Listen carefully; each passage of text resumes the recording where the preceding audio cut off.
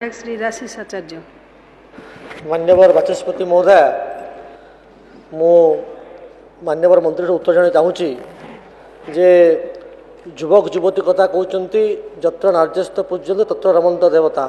नारी मानक स्वतंत्र किसी व्यवस्था कि नारी मानकर सेल्फ एम्प्लॉयमेंट पाई किंबा इंडस्ट्री काम पाई कि स्वतंत्र व्यवस्था ओडिशा सरकार द्वारा होती कि जो नारी माने काम करें और स्वावलंबी हो पारे। मान्यवर मंत्री।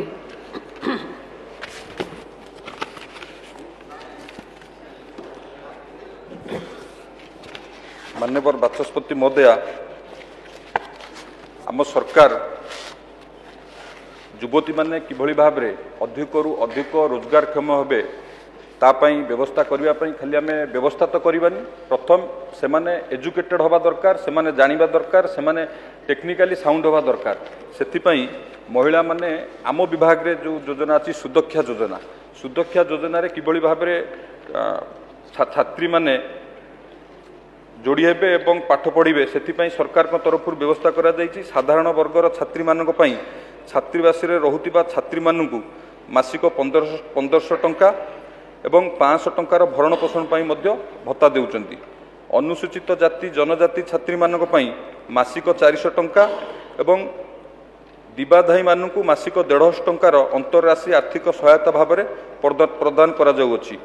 अनुसूचित जनजाति और अनुसूचित जाति उन्नयन संख्यालघु संप्रदाय और पछुआ वर्ग कल्याण विभाग द्वारा यह प्रदान करा जाउछि।